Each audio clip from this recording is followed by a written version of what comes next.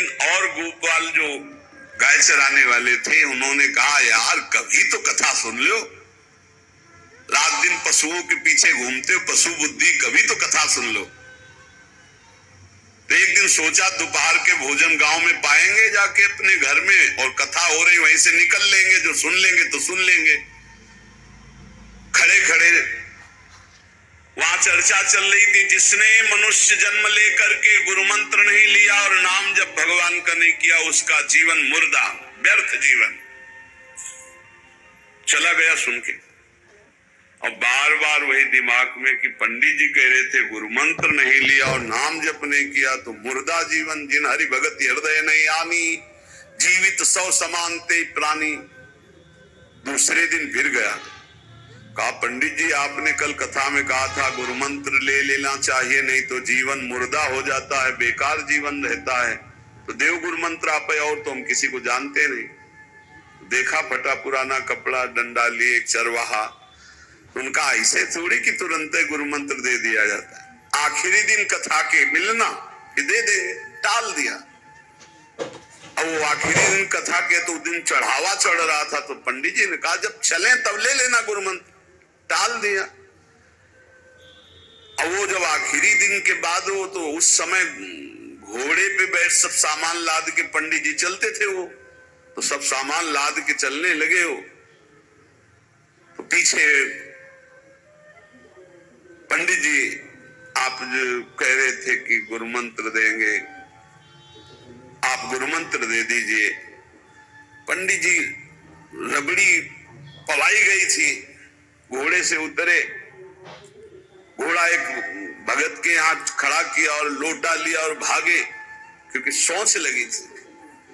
अब वो भगत किसान आदमी, गांव का गंवार आदमी पीछे लगे, पंडित जी अरे गुरु मंत्र दे दो, कितने दिन से टहला रहे हो आप। अरे उनका मतलब सोच का पेशा, तुम गुरु मंत्र की बात कर। अब वो पीछे लगा कि अब हम नहीं जाने वाले, आपने सब सामान लाद ली थी, भगवान की कृपा कहो कि आपको सोच लगी आई, नहीं तो आप हमको तो गुरु मंत्र ही नहीं देते, हम आपको नाम पर विश्वास की बात। पंडित जी तो दत गपोचन, जय गुरुदेव की जय गुरु, वो दबकाए है दत गपोचन, मतलब एकदम मूर्ख आदमी, तो सोच तो वो प्रणाम कर लिया, जय गुरुदेव, धत गपोचन धत गपोचन। जपना न राधा न कृष्ण न राम न हरि। घर आया, बोले आज से गाय चराना बंद। बोले क्यों? बोले गुरु मंत्र मिल गया, अब हम भजन करेंगे, हमारा जीवन मुर्दा नहीं रहेगा, अब जीवन सार्थक रहेगा। और मेहनत करने वाला आदमी, गाय चराने वाला आदमी, अब शुरू हो गया बैठ के धत गपोचन धत गपोचन। अब इसमें न कोई भगवान नाम है, न कोई मंत्र है, न प्रणव है, न नमो नमः, कुछ नहीं। गांव के लोग, घर के लोग बोले कि यार 50 गाय चराता था, पता नहीं कौन सा हम लोगों का पाप उदय हुआ कि कह दिया कि कथा सुन लेना। अब वो गाय चराना भी छोड़ दिया, अब गपोचन शुरू हो गया। अब उसकी ऐसी लगन लगी, सहज सरल भोले जो होते हैं ना, हरिवंश महाप्रभु कह रहे हैं, मुनि मन ध्यान धरत नहीं पावत, करत विनोद संग बालक भट, दास अनन्य भजन रस कारण, जैसे हित हरिवंश प्रगट लीलान। लालजू महाराज बड़े बड़े मुनियों के ध्यान में नहीं आने वाले, बड़े विनोदी। रुक्मिणी जी से कहा तैयार हो, भगत के दर्शन करने चलना है। रुक्मिणी जी ने कहा बहुत दिनों बाद आज आपको किसी भक्त की याद आई, प्रभु जरूर कोई महाभागवत होगा, हम चलते हैं। बोले बहुत विचित्र महाभागवत। चले, साधारण वेश में चलना है। जब गांव में गए, उस भगवान तो सर्वज्ञ ही है, उसके घर के दरवाजे में बैठ गए और रुक्मिणी जी से कहा कि पहले तुम मिल के आओ भगत के, फिर हम मिलेंगे।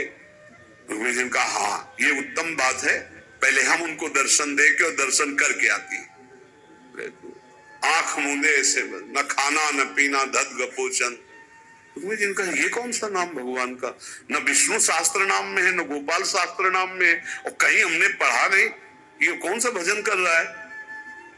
कहे किसका भजन कर रहे हो? चुप रहा। फिर किसका भजन कर? 2-3 बार तो गुस्सा के आंख खोला, देखा कोई स्त्री, तो बोले तुम्हारे खसम का भजन कर रहे हैं। और किसका कर रहे हैं? वो रुक्मिणी जी आ गई, बोले बहुत जानकार भगत है। प्रभु द्वारिकाधीश से कहा बहुत जानकार भगत है। बोले क्यों? बोले हमने कहा कि किसका भजन कर रहे हो? देखो हम इतना छुप के गई थी, लेकिन वो पहचान गए, वो कह रहे तुम्हारे कसम का भजन कर रहे थे। अब भगवान ने कहा हाँ तभी तो हम आए भगत जोड़कर। बोले प्रभु आप दर्शन बाद में करना, जाके पहले हमारा प्रश्न बता दो, प्रश्न का उत्तर दे दो कि आपके विष्णु सहस्त्र नाम, गोपाल सहस्त्र नाम, बहुत से नाम है, ये नाम तो हमने कभी नहीं सुना। भगवान ने कहा ये नाम हमको तो बहुत प्यारा है। बोले आपको कब, मतलब ये कब कैसे नाम रखा गया? बोले बहुत प्यारा है, हमारा ब्रज का रखा हुआ नाम है, ब्रज में मैया ने रखा था। कैसे रखा था? बोले एक दिन मैं माखन चोरी कर रहा था, सखा के कांधे पर खड़ा हुआ, ऊपर माट में हाथ डालकर मक्खन पूरा ऐसे खाता जाता, सखा को पवाता जाता। इतने में मैया और गोपी जन आ गई। एक कन्हैया ये क्या कर रहा है? अब हमने देखा कि फंस गए। हमने कहा कि मैया हमें बहुत भूख लगी थी और देखा कि इसमें चींटी चढ़ी हुई है, तो हम चींटी निकाल रहे थे। तो बोले चींटी कैसे निकाल रहे थे? यहाँ पूरा हाथ सना हुआ है तुम्हारा चींटी। बोले अरे भैया तू बावरी, जब चींटी को ऐसे निकालने करते वो अंदर चली जाती तो खबो खबो के निकाला, इसलिए ऐसा इतना हाथ हो। बोले यहाँ मुंह में भी जब तुम्हारे मक्खन लगा, एक मक्खी बार बार उड़ रही थी तो हम ऐसे मारा तो पूरा मुंह में मक्खन लगा। मैया ने कहा धत गपोचन। बोले ये उस समय का नाम रखा हुआ है, मेरा बाल गोविंद में जब मैया ने रखा था मक्खन चोरी के समय उस।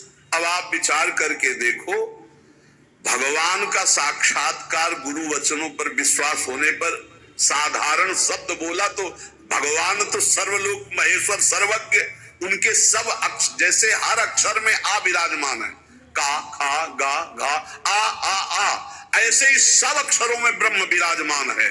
फिर राधा नाम तो स्वयं हरि जपते हैं, और राधा नाम तो परम प्रेम में है, वो बड़ा गुही है। विश्वास करके जब वो धदगपोचंद जपा तो रुक्मिणी और द्वारिकाधीश भगवान दर्शन देने आ गए, और तुम विश्वास करके राधा राधा जपोगे तुम्हें नहीं प्राप्त हो जाएगा? अरे यही राधा स्वयं भगवान हरि जपते हैं। इसलिए पहला जीवन का चरम लक्ष्य भगवत प्रेम, भगवत प्राप्ति। दूसरा, हमारी बुद्धि केवल विचार करे तो श्यामा श्याम के तो स्थान का अगर हमारा चिंतन हो रहा, संबंध हो रहा, तो श्यामा श्याम के संबंध से हो। जैसे गोस्वामी तुलसीदास जी कहते, नाते नेह राम के मनियत सुहद सुसेव्य जहां लो। अगर ऐसा नहीं तो फिर हर वस्तु व्यक्ति स्थान में एक आसक्ति है, वो बांध लेगी, आप श्यामा श्याम तक नहीं पहुंच पाएंगे। इसलिए बुद्धि का जरूरी है प्रिया प्रीतम में स्थित होना। अगर बुद्धि ये निश्चय कर ले कि परम सुख स्वरूप श्यामा श्याम ही हमारे हैं, हम श्यामा श्याम के हैं, सुख है तो श्यामा श्याम के नाम में, रूप में, लीला में, धाम में। अभी आपने सुना आनंद का तारतम्य। तीसरा, जो गुरुदेव ने नाम दिया इससे बढ़कर महत्व किसी नाम में नहीं होना चाहिए, किसी की निंदा नहीं। सब नाम हमारे प्रभु के हैं, पर हमारे लिए सर्वश्रेष्ठ नाम हो गया जो गुरु ने दिया है, जो मंत्र दिया, जो नाम दिया। एकांतिक में आए और बोले हम कुछ 2-4-6 महीने से हम आपके शिष्य हैं, मंत्र ले लिया है। स्वप्न में एक महात्मा आए और उन्होंने हमको और मंत्र दिया है। तो अब तो हम समस्या में फंस गए कि आपका दिया गुरु मंत्र जपे या स्वप्न में कोई और महात्मा आए थे उनका दिया जपे, क्या करना चाहिए? हमने कहा तस्मात् शास्त्रम प्रमाणम। जब सप्त ऋषि जी आए स्वप्न में नहीं, सीधे साक्षात आए पार्वती जी के पास और कहा ये किसके लिए तपस्या कर रहे हो? महादेव जी के लिए। महादेव जी में क्या है, चलो हम तुम्हें भगवान नारायण को पति रूप में, भगवान विष्णु वैकुंठाधिपति, अपार वैभव, उनको माता जी ने बात कही, पार्वती मैया ने, वही बात पकड़नी है। उन्होंने कहा, तजऊ न नारद कर उपदेशु, आप कहें सत बार महेशु। सप्तऋषियों, अपने गुरुदेव नारद जी के उपदेश का मैं कभी त्याग नहीं कर सकती, चाहे स्वयं इष्ट देव भगवान शंकर आकर सैकड़ों बार कहें तो भी। तजऊ न नारद कर उपदेशु, आप कहें सत बार महेशु। कोटि जन्म लगे रगर हमारी, बरों संभुनता रहूं कुमारी। करोड़ जन्म लूंगी, हर बार अपने गुरुदेव के दिए हुए मंत्र का अनुष्ठान करूंगी और देवाधिदेव महादेव को पति रूप में वरण करूंगी, अन्यथा कुमारी रहूंगी। बहुत सी कन्याएं और बहुत से वर हैं, आपको ब्याह कराने का शौक है तो आप जाइए, लेकिन मैं पर्वत से प्रकट हुई हूं, हिमालय से मैं अडिग हूं अपने गुरुदेव के वचन में।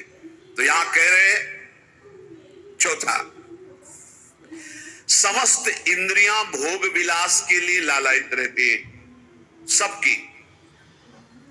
अब इनको भोग देना भी है, बिना भोग के, बिना विषय के जीवित नहीं रह सकते। शरीर